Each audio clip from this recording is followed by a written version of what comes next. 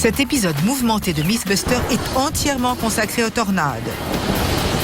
Adam et Jamie vont faire une balade avec les chasseurs de tornades. Belle caisse. Tout d'abord, ce quatuor magique va provoquer une tempête aéronautique. Pour savoir si les véhicules des chasseurs 400 km/h. On allume. peuvent vraiment résister à une tornade. Je vais reprendre mon véhicule et rentrer chez moi. Puis, ayant le vent en poupe, les Mythbusters se sentiront d'humeur inventive. Voilà ce que j'appelle un résultat. Peut-on vraiment fabriquer une protection anti-tornade individuelle? Tire sur Adam. Ou tout cela n'est-il que du vent? On est à 290 km/h.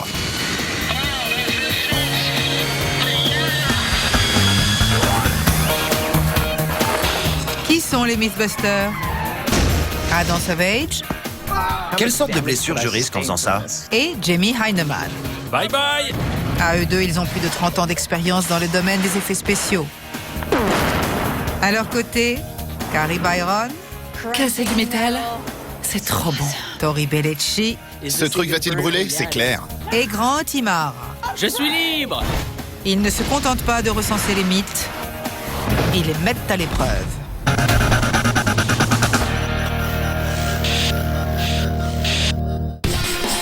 Accrochez-vous, car aujourd'hui, ça va décoiffer. Quelque chose me dit que cet épisode va être dans le vent. Et tu as raison.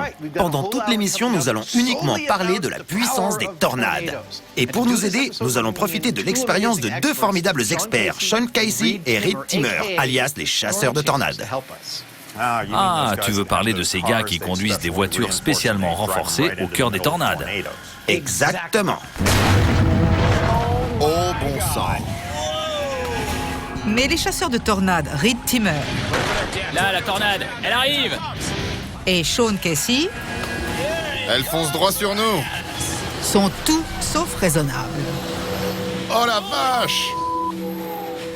Ces météorologues intrépides mettent leur vie en jeu pour étudier les tornades. J'aimerais tellement avoir un radar. Ils se disent à l'abri dans leur véhicule perfectionné. Ok, faut qu'on s'en aille. Mais est-ce vraiment le cas?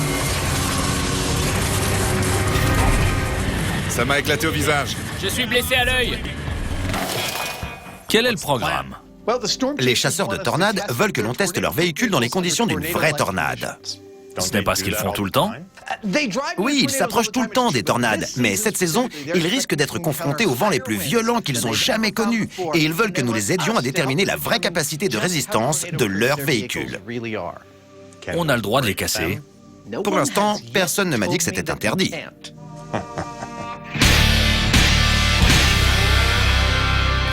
Si on se fie aux apparences, force est d'admettre que celui-ci semble incassable. Voici un véhicule d'interception de tornade, surnommé TIV. Il s'agit plus précisément du TIV-2. Fabriqué sur la base d'un châssis de pick-up modifié, il est doté d'un blindage composite de 4,5 tonnes. Sa coque de 5,7 cm d'épaisseur est composée de couches d'aluminium, de Kevlar, d'aluminium, d'acier, de caoutchouc, de polycarbonate, de caoutchouc et d'aluminium. Ces vitres sont formées par 2,5 cm de verre et de polycarbonate. Outre son blindage normal, il est également équipé de 4 panneaux hydrauliques qui peuvent descendre jusqu'au bas de la caisse afin d'empêcher le vent de s'infiltrer sous le véhicule et de le soulever. Il dispose de plusieurs barres d'1 mètre qui se plantent dans le sol. Le tout forme un véhicule de haute technologie qui allie capacité de réaction et recherche. Et cerise sur le gâteau, il est livré aujourd'hui avec deux grands spécialistes. Sean Casey, le propriétaire du TIV-2, et Reed Timmer, celui du Dominator. Mais aussi impensable que cela puisse paraître, ces chasseurs de tornades ne sont pas certains que les qualités de leur char d'assaut soient suffisantes. Belle caisse. Qu'est-ce qu'on peut faire pour vous? La saison des tornades approche, et comme c'est une année El Niño, nous risquons de voir les tornades les plus fortes jamais enregistrées. Qu'attendez-vous de nous?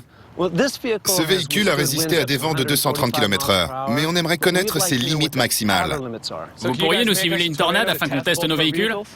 Bien sûr. Absolument. Pour savoir si les chars des chasseurs sont vraiment à l'épreuve des tornades, l'équipe se rend donc sous la neige du Michigan. Et voilà comment ils vont s'y prendre. Peu de choses sur Terre sont en mesure de reproduire la puissance d'une tornade. Voici notre tornade. Vous pensez peut-être voir un 747, mais pour nous, il s'agit de la plateforme expérimentale idéale. Tout ce que nous avons à faire, c'est pousser ce levier. Le réacteur se met alors en marche, générant une poussée d'à peu près 20 tonnes. Et ainsi naît notre tornade. C'est simple, non? Et cela semble parfaitement convenir à nos chasseurs de tornades. Les vents d'une tornade présentent trois aspects. Les courants circulaires, les impressionnants courants ascendants et une vitesse pure incroyable. Et pour nos véhicules, c'est cette vitesse pure qui nous intéresse le plus. Voilà pourquoi un réacteur de 747 constitue le meilleur simulateur de tornade possible. Mais avant de lancer ce simulateur, il convient de recueillir quelques données. Ce premier test avec les réacteurs consiste principalement à rassembler des données. Quelle vitesse de vent peut-on espérer atteindre? C'est à ça que va servir ce dispositif. Nous avons relié ces anémomètres d'avion à deux tubes de pitot, eux-mêmes habituellement fixés à des avions comme celui qui se trouve derrière moi. Lorsque nous ferons démarrer ce dernier, les tubes de pitot connectés aux anémomètres et contrôlés par la caméra vont nous indiquer la vitesse du vent sortant de ce réacteur à 1,20 m du sol et à 10 cm du sol. À 40 mètres du réacteur et à 60 mètres du réacteur. Une fois que les Mythbusters connaîtront la vitesse du vent à certaines distances du réacteur, ils pourront positionner les véhicules des chasseurs de tornades avec un degré de prédictibilité. Vous êtes prêts? On va recueillir des données. Voyons quelle vitesse de vent ces monstres peuvent produire. D'accord. Ok, allumons les réacteurs. Le pilote pousse le levier, le bruit devient assourdissant et la poussée issue des réacteurs fait alors son œuvre.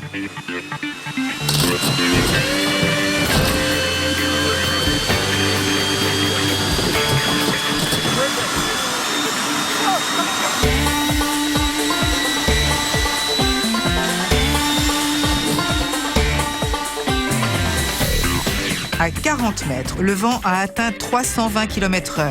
À 60 mètres, il ne soufflait plus qu'à 210 km/h. Mais les Mythbusters ne veulent pas encore lâcher la bête sur les véhicules des chasseurs. Je me tiens à 55 mètres du réacteur de cet avion qui va nous donner à cet endroit une tornade d'une vitesse de 260 km/h. L'équipe commence l'expérience avec une voiture standard, afin de voir combien de temps elle tiendra face au vent. À cette position, quand le réacteur va s'allumer, on aura un vent de 260 km/h. Peux-tu nous dire ce que ça signifie concrètement? Oui, ça correspond à une tornade force 3 sur l'échelle de Fujita. Ce serait une tornade puissante qui causerait d'importants dégâts sur les maisons, notamment des toitures arrachées. Voyons ce que ça va faire à cette voiture. Et une fois l'équipe à l'écart sur la piste, le test peut commencer. Bien, allumons les réacteurs. Ok, j'allume le numéro 3. Le pilote pousse la manette jusqu'au niveau, déclencher une tornade infernale, et quelques secondes plus tard, c'est exactement ce qui se produit.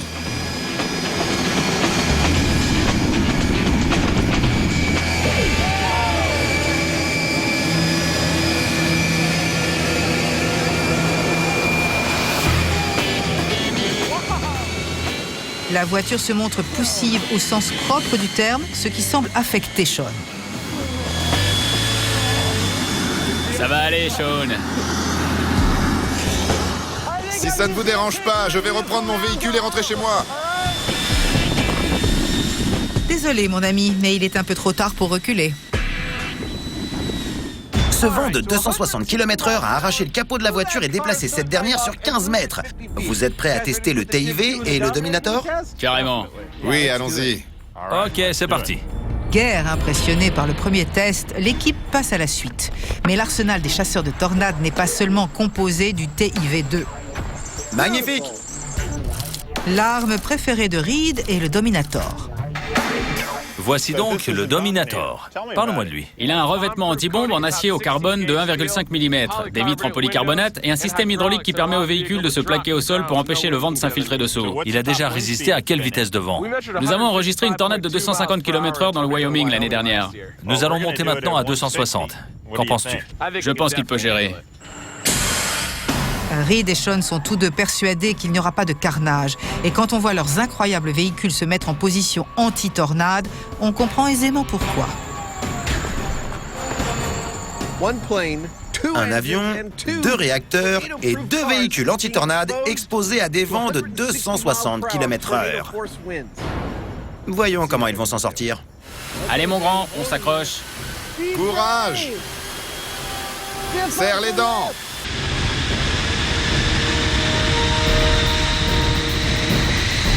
N'oubliez pas que s'ils ont choisi une vitesse de 260 km/h, c'est parce qu'aucun de ces deux véhicules n'a déjà été confronté à un vent aussi fort.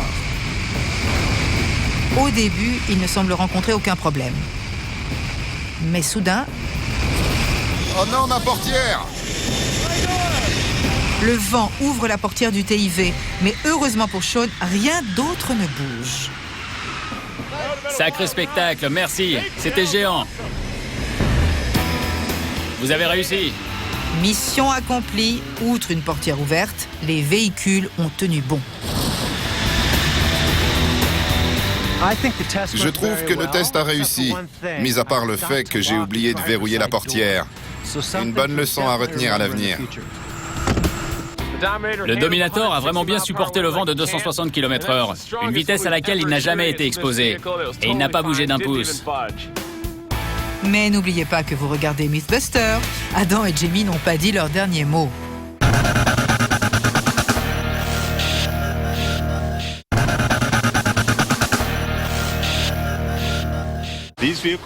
Ces véhicules ont été spécialement conçus pour résister aux tornades. Mais jusqu'à présent, ils n'ont jamais connu des vents extrêmes. Nous allons donc maintenant les confronter à des vents de 400 km/h, soit l'équivalent d'une tornade de force 5, la catégorie la plus élevée. Ce type de vent peut raser une maison jusqu'à ses fondations. Et nous allons donc voir quel effet il peut avoir sur cette voiture.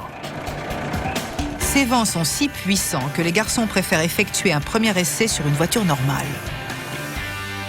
Que va-t-il arriver? Cette voiture va vivre sa dernière heure en faisant des têtes à queue jusqu'en bas de ce champ. Ok, allons-y. Bien, voiture normale, 400 km/h. On allume!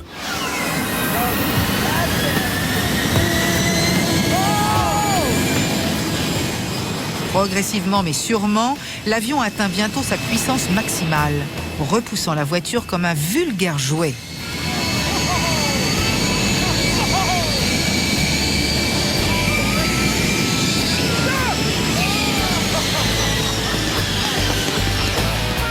C'était génial! En seulement quelques secondes, la voiture disparaît. Et 2 secondes après son décollage, elle se retrouve 76 mètres plus loin. La voiture s'est soulevée et a fait un sacré bout de chemin. Vous pensez que vos véhicules vont faire mieux? Sans aucun doute. Vous êtes prêts à vous mettre en position? Absolument. Allons-y! Ce vent correspond à une tornade force 5. Mais c'est ce que veut le grand chef, alors allons-y. Mais tandis que leur voiture passe en mode résistance totale, nos chasseurs de tornades semblent perdre de leur assurance. 400 km/h, c'est une vitesse démentielle. J'espère que le Dominator va s'en sortir parce que c'est mon petit bijou. Oui, c'est le test ultime. Ce véhicule n'a jamais expérimenté des vents de 400 km/h. Et bien sûr, quand vous voyez quelque chose sur lequel vous avez travaillé toute votre vie se faire bousiller devant vos yeux et devant tout le monde, c'est horrible. Sean, tu as verrouillé la portière cette fois? Oui. Une fois de plus, les réacteurs se mettent en route et un instant plus tard, un vent de 400 km/h balaye la piste. Tout d'abord, les véhicules tiennent bon. Grâce à ces piquets d'ancrage, le TIV bouge à peine. Mais soudain, le Dominator commence à perdre son emprise au sol. Oh, attention! Il succombe au vent de force 5. Oh mon Dieu! Mais grâce à son châssis bas, le vent ne parvient pas à le soulever ni à le faire basculer et il survit donc à l'expérience. Super! Merci de ne pas avoir détruit mon véhicule. Ils vont bien! Splendide! Bravo. C'est génial. Même s'il est parti en biais, il est resté fermement au sol. Le vent n'est pas passé dessous. Ouais, certainement à cause de la portance négative. C'était un super test. Un super test. Le ralenti montre la pression à laquelle les deux véhicules ont été soumis et bien que l'un d'entre eux ait bougé, ils ont prouvé qu'ils pouvaient survivre à une vitesse de 400 km/h. Les chasseurs de tornades s'approchent pour voir ça de plus près. Dieu merci, il va bien. Malgré sa glissade latérale, le Dominator n'a été abîmé qu'au niveau de la plaque d'immatriculation. Mais c'est le TIV qui atteste vraiment de l'intensité de cette expérience. Oh bon sang, regarde ça. Ouais, ils sont pliés. Le piston hydraulique qui se plante dans le sol, il est plié. La puissance de ce vent a tordu un objet censé résister à plus de 4 tonnes. Waouh. Face à la furie de la tornade Force 5, les barres d'ancrage du TIV ont plié sous la pression. Mais ses occupants y auraient malgré tout survécu, ce qui signifie que la mission est accomplie pour les Mythbusters. Les véhicules des chasseurs de tornades sont bel et bien à l'épreuve des tornades. Le TIV a supporté des vents de 400 km/h, ce qui me rassure pleinement à l'approche de la prochaine saison des tornades. Qu'est-ce que vous pensez de ça?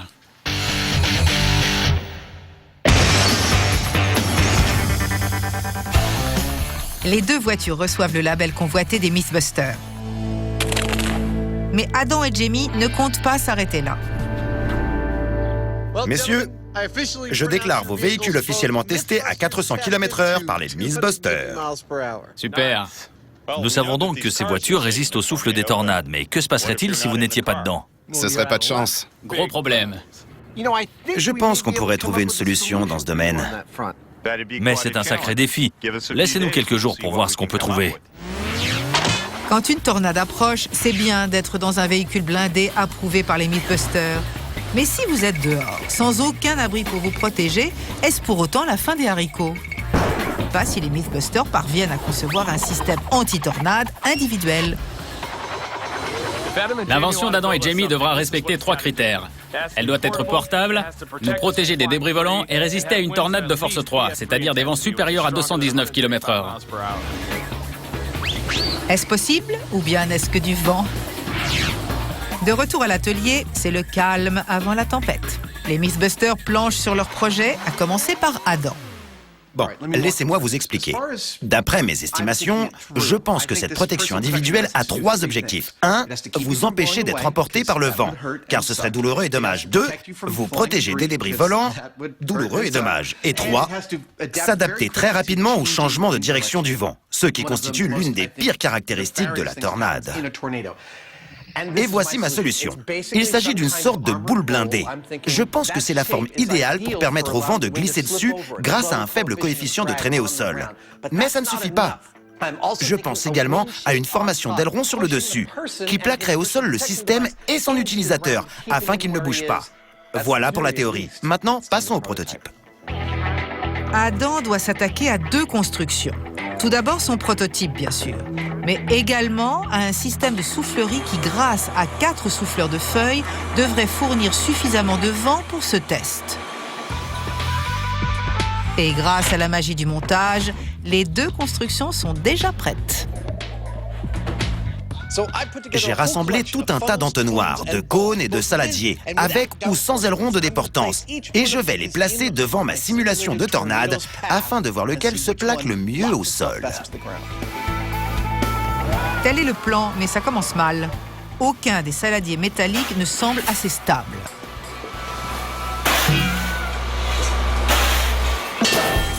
En théorie, l'ajout d'un aileron de déportance est une bonne idée, mais en pratique, pas vraiment.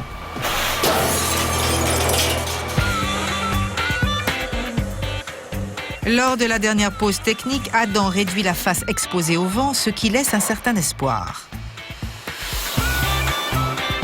Mais le bol finit lui aussi par mordre la poussière.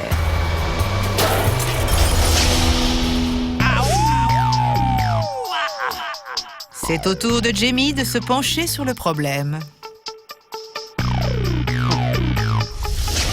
La question est, comment faire pour éviter d'être emporté par un vent puissant? Si vous vous tenez droit debout, vous tomberez facilement. Si vous vous allongez à plat ventre, vous présentez moins de surface au vent. Et ça, c'est une bonne chose. Mais que se passe-t-il si le terrain est lisse et dur? Vous ne pouvez pas vraiment creuser dans le sol ou y planter un piquet. J'en suis donc venu à la conclusion qu'on pouvait peut-être utiliser le vent lui-même pour apporter de la traction. Dans la discrétion la plus totale, Jamie effectue une série de tests de traction qui n'ont de sens que pour lui. Voilà ce que j'appelle un résultat. Et à en juger par ce petit rire, ça semble bien se passer. Ça a un peu la forme d'une aile. Après un après-midi de découpage, collage, Jamie est enfin prêt à dévoiler son projet. Après beaucoup de réflexion, voilà ce que j'ai pondu. Ce système est composé de plusieurs segments. Il est équipé d'une girouette à l'arrière et d'une barre d'ancrage pivotante. Et voilà comment ça fonctionne. Grâce à sa forme aérodynamique, quand le vent passe dessus, il appuie sur la barre d'ancrage, qui s'enfonce dans le sol et nous donne donc de la traction. Cette barre sert également à pivoter grâce à la girouette. Ce système aérodynamique permet aussi de dévier les débris. Et point très important, il est extrêmement facile à transporter car il se plie ainsi. Et on peut alors marcher avec ça sur le dos. Cet homme est un génie. Les 3 critères ont été remplis en une moitié d'après-midi, du moins à échelle réduite. Mon pote, je crois qu'on a trouvé le vainqueur. Passons au test grandeur nature. Absolument.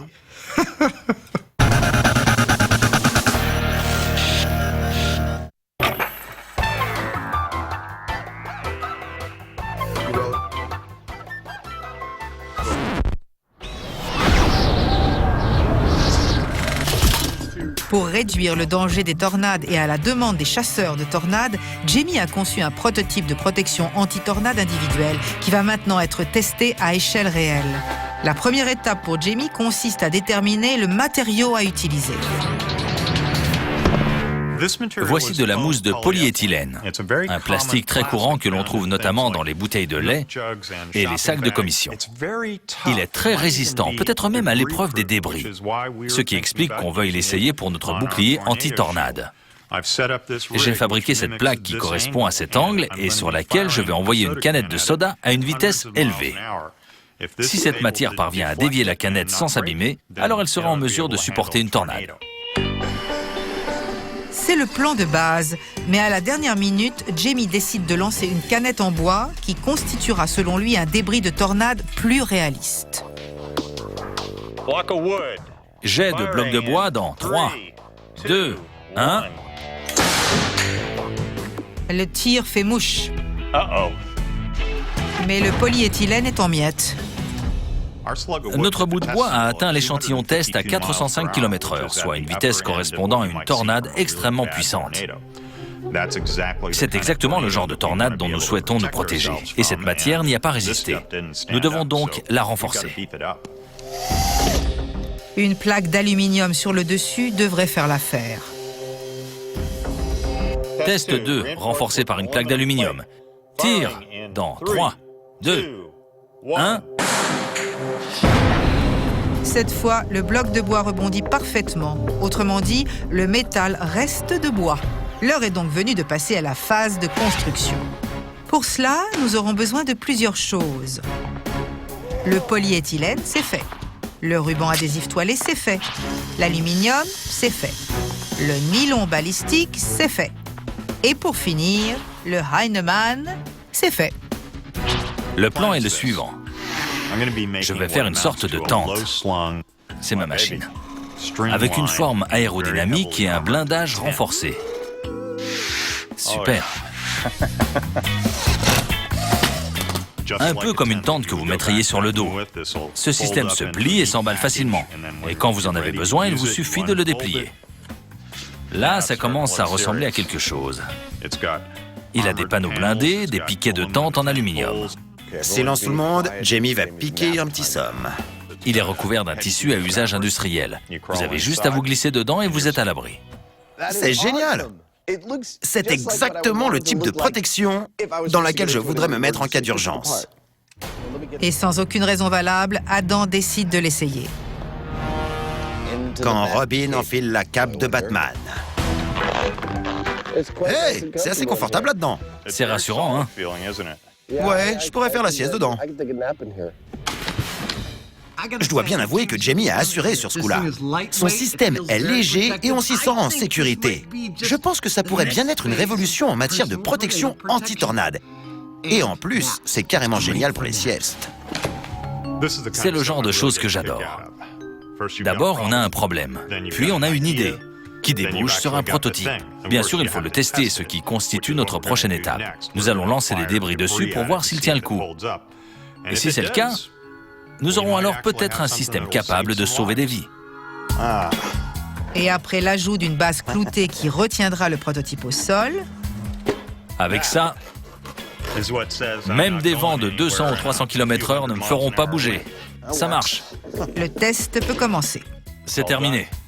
Emballons-le et allons voir s'il est vraiment à l'épreuve des débris. D'accord. Pour la portabilité, c'est bon. Mortel. Allons-y. J'adore. Notre prototype de protection anti-tornade doit faire 3 choses. Vous empêcher d'être emporté par le vent, vous protéger des débris et être en mesure de changer d'orientation en fonction du vent. Aujourd'hui, nous allons tester son efficacité contre les débris. Notre débris, ce sera ce morceau de bois en forme de canette, que nous tirerons sur le prototype grâce à ça. Le jouet de Jamie. Exact. Le jouet de Jamie a déjà tiré des canettes à 400 km/h. Avec des résultats terrifiants. Tu l'as tué. Sa poitrine est une vraie passoire.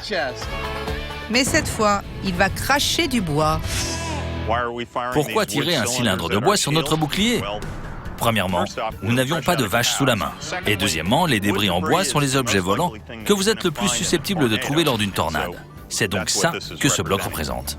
Et pour représenter la personne dans le prototype, voici Buster, qui pour une fois n'a pas besoin de s'en faire. C'est magnifique. Tu crois qu'il est prêt? Oui, je pense. Alors que nous nous préparons à tirer des débris non négligeables sur notre bouclier anti-tornade, je dois dire que j'ai bon espoir de le voir repousser brillamment les projectiles. Il y a un seul moyen de le savoir. Dr Heinemann, êtes-vous prêt? Prêt? Ok. Test débris dans 3, 2, 1. Oh, waouh! Ça a fait mouche? Carrément! Il a rebondi pour atterrir 200 mètres plus loin, là-bas. Nom d'une canette en bois. Le bloc de bois, tiré à 320 km/h, soit l'équivalent d'une tornade force 4, a atteint sa cible. Et celle-ci n'a pratiquement pas bronché. Il a bien supporté le choc. Je ne l'ai même pas vu bouger. Alors, pour le test numéro 2, on enlève Buster et on le remplace par un cobaye relativement plus précieux. D'après notre premier test, Adam devrait s'en sortir, mais par précaution, il va porter un casque et nous aurons aussi avec nous Sanjay, le secouriste. Est-ce que ça va marcher? J'ai plutôt intérêt à ce que ça fonctionne, puisque je m'apprête à rentrer dedans. Est-ce que j'ai peur? Affirmatif. Est-ce que je réponds toujours à mes propres questions? Négatif. Adam est dans l'attente. Voyons de quel bois il se chauffe. Ok, test de débris, tir sur Adam dans 3, 2, 1... Une fois de plus, le projectile fait mouche avant d'être facilement dévié. Tout va bien. J'ai rien senti. Juste une petite secousse. Super. Génial. Comme nous l'espérions, et comme nous avons pu le constater, notre bouclier anti-tornade protège bel et bien son utilisateur des débris volants, même ceux qui volent à la vitesse d'une tornade. Maintenant, il ne nous reste plus qu'à trouver une grande tornade pour tester le dernier critère. C'est vraiment très simple, mais de la simplicité naissent parfois les meilleures idées. Et dans ce cas, ça fonctionne. Maintenant, il ne nous reste plus qu'à trouver une tornade. Ça ne devrait pas être problématique.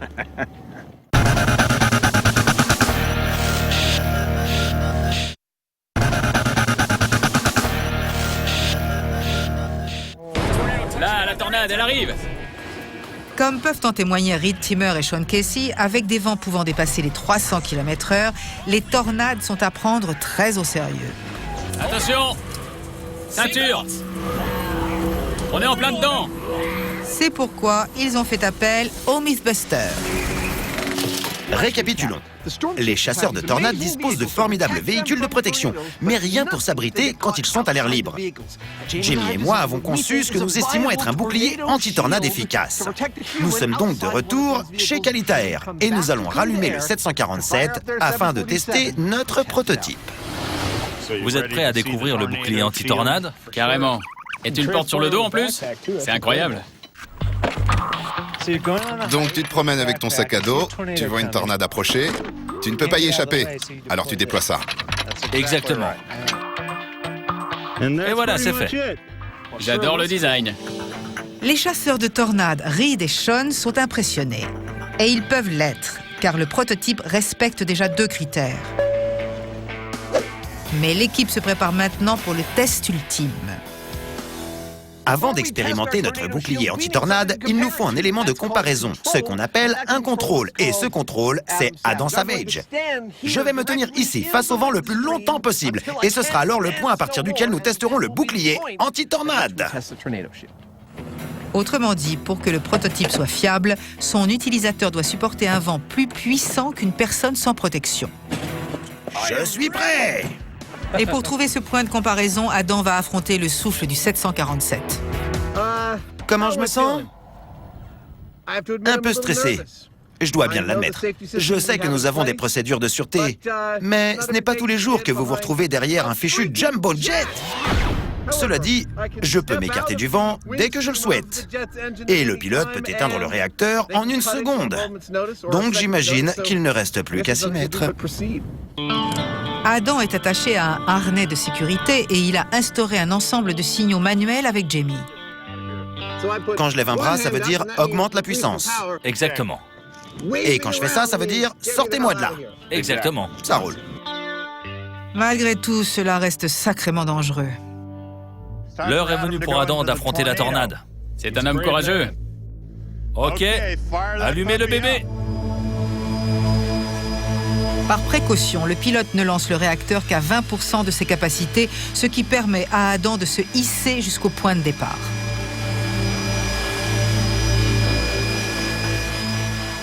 À partir de là, le pilote peut augmenter la poussée. 30% correspondent à 160 km/h pour notre cascadeur intrépide. 40% équivalent à 180 km/h. À 50%, soit 190 km/h, Adam est toujours debout. Mais lorsque le vent atteint 210 km/h, il met plus qu'un genou à terre.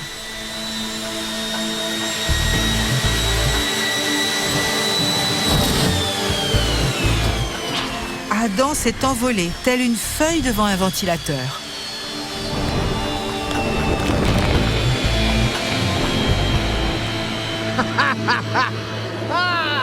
Ça va? Ouais, ça va. C'était génial. J'avais beaucoup de soucis à me faire, le principal étant les débris qui volaient dans ma direction. Mais j'ai compris qu'en sachant d'où provenait le vent, je pouvais éviter les choses qui fonçaient vers moi. C'était vraiment marrant. J'aimerais vraiment recommencer, mais je ne pense pas qu'on me laissera faire.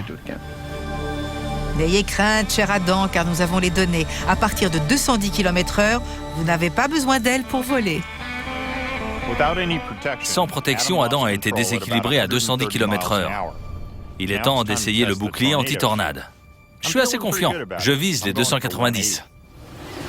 À cet endroit précis, j'ai supporté des vents de 210 km/h avant d'être emporté. Alors le bouclier anti-tornade permettra-t-il à Jamie de rester sur cette même position malgré un vent plus fort? Nous pouvons produire ici un vent de 290 km/h. C'est l'endroit idéal pour tester le prototype. Comme toujours, Jamie semble quelque peu nonchalant, malgré un danger bien réel. Se tenir derrière un avion comme celui-ci avec un prototype, c'est dangereux. Nous ne savons pas comment il va se comporter. Je pense que ça va bien se passer, parce que je vais être allongé par terre et que je serai protégé. Oui, ça devrait aller. Et les chasseurs de tornades semblent vraiment partager cette confiance. Je suis impressionné par ce bouclier qui est bas et aérodynamique. Le vent ne passera pas en dessous. Je suis sûr qu'il va survivre. Je prévois deux choses. Primo, le bouclier anti-tornade va permettre à Jamie de supporter des vents supérieurs à 210 km/h, voire 240 km/h, ce qui fait une sacrée différence. Je prédis aussi que Jamie le rapportera chez lui pour faire des siestes. Regardez comme il a l'air bien là-dedans. C'est bon. Nous allons bientôt savoir si ces prédictions sont vraies. Bien, voici le premier test du bouclier anti-tornade humain. Vous pouvez lancer les réacteurs. J'entends les réacteurs démarrer. Tout va bien. Comme pour le test précédent, le pilote augmente la poussée par palier. Voilà le vent. Ah, il commence à le sentir. L'un des inconvénients de ce prototype, c'est que Jamie ne voit pas à l'extérieur. Nous ne pouvons qu'imaginer le sentiment que cela doit procurer à mesure que le pilote fait monter la pression. La girouette me fouette un peu, mais ça va.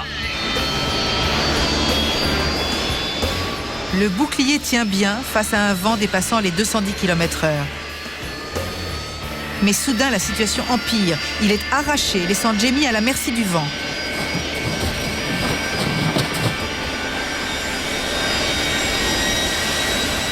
Coupé.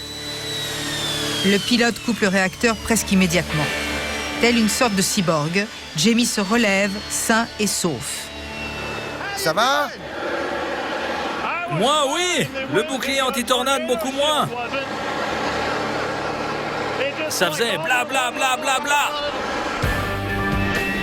Lorsque le vent a atteint 217 km/h, le bouclier s'est envolé. Heureusement, le pilote a coupé les réacteurs avant que Jamie ne soit blessé. Le problème, c'est qu'on est dans le noir total. Nous allons devoir changer ça, parce qu'il y a de quoi flipper là-dedans. Au début, j'étais très bien. Mais au bout d'un moment, ça a commencé à claquer fortement. Et le bouclier s'est mis à bouger jusqu'à ce qu'il s'envole carrément. Mais quand Jamie récupère le prototype à l'autre bout de l'aéroport, Il est intact, il y a juste une pointe qui est partie. il semble qu'il reste encore de l'espoir. Il y a quelques instants, derrière moi, le haut du bouclier anti-tornade s'est séparé du bas. Un écartèlement en bonne et due forme, mettant à découvert Monsieur Heinemann. Jamie va donc procéder à quelques améliorations, puis il remontera vite sur son cheval pour affronter de nouveau le réacteur. C'est beau. Elle se renforce. Se trouver à l'air libre lors d'une tornade peut se révéler potentiellement mortel, ce que Jamie vient de confirmer. Son bouclier anti-tornade était prometteur jusqu'à ce qu'il s'envole à plus de 210 km/h. Coupé. Mais Jamie n'est pas du genre à baisser les bras. Voilà la source du problème. J'ai fait en sorte que ces poignées puissent pivoter afin de faciliter le rangement. Ce sont elles qui retiennent la structure au sol. Mais comme elles pivotent, elles ont bougé à cause du souffle et ont fini par lâcher le bouclier. Nous allons donc les fixer au bouclier afin qu'elles tiennent mieux. De cette façon, je pense que ça devrait marcher. Jamie remonte donc en selle, plus optimiste que jamais. Mais après l'échec du test précédent, les chasseurs de tornades se montrent, quant à eux, un peu moins convaincus. Quand on chasse les tornades et qu'on pénètre dans leur cœur, on roule dans des véhicules blindés de 6 tonnes. On rentre dedans. Ce qu'on fait, c'est à la limite de la folie. Ce que Jamie fait, c'est de la pure folie. Voilà, c'est prêt. Bonne chance. Le voilà parti, un spécimen unique en son genre. Pour la seconde fois, Jamie s'installe derrière les réacteurs du 747. Ça va? Ouais, c'est bon. Ok. Mesdames et messieurs, à la demande générale, Jamie Heineman revient dans le bouclier anti-tornade numéro 2. Jamie, à toi de jouer. J'attends toujours. Ok, lancez les réacteurs. Jamie a l'air vraiment impatient. Il m'a dit « J'attends toujours », comme si on l'avait oublié. Ok. C'est parti. Je sens le souffle. Voilà, ça commence à faire peur. À 120 km/h, Jamie est comme caressé par la brise. Tout va bien. Je suis bien au chaud. Mais la puissance du vent augmente. Ok, ça monte un peu. Ça va toujours. Le vent est maintenant à 210 km/h. Ça roule toujours. Mais c'est l'enfer là-dedans. Le pilote met les gaz à fond, augmentant la vitesse du vent à 290 km/h. Waouh, c'est intense. Jamie et la combinaison s'accrochent désespérément à la vie avec un résultat plutôt probant. C'est sacrément balèze. Ouais, mon pote. C'est tout ce que t'as dans le ventre.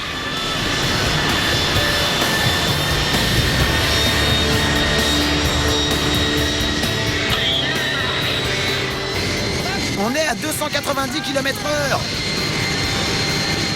On va arrêter. Ok, coupez. Étonnamment, Jamie et son prototype ont survécu à une tornade Force 4, mission accomplie avec brio. Il a réussi. Je suis vivant. Il a résisté à un vent de 290 km/h. Qu'est-ce qu'il a dit? Tu l'entendais? À peine. Il a dit des trucs du genre « Oh, c'est intense !»« Oh, je le sens bien !» Allons le voir. «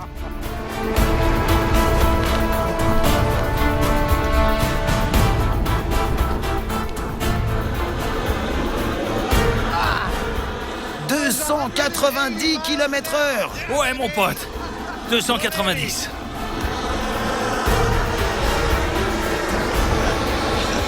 Ça faisait blablabla. C'est absolument terrifiant.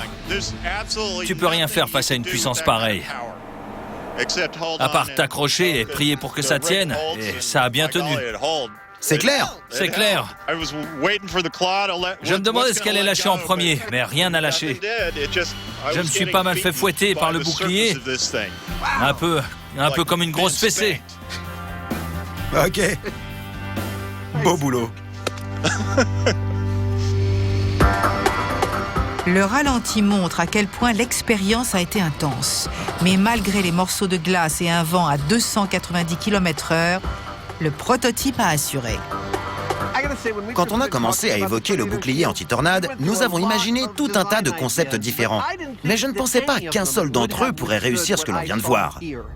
Je n'imaginais pas à quel point un tel vent pouvait être dévastateur. Et après une seule modification, notre bouclier anti-tornade a tenu bon face à un souffle de 290 km/h, uniquement grâce à des pointes qui l'ont empêché de glisser. C'est hallucinant. Jamie a assuré. Au premier essai, il avait échoué, lamentablement. Mais il a amélioré son bouclier. Et au final, c'est un succès retentissant. J'ignore si les gens qui vivent dans des zones à risque voudront porter ce genre de système, mais nous avons vu ce qui est arrivé à une personne non protégée et à une voiture. Les faits sont là.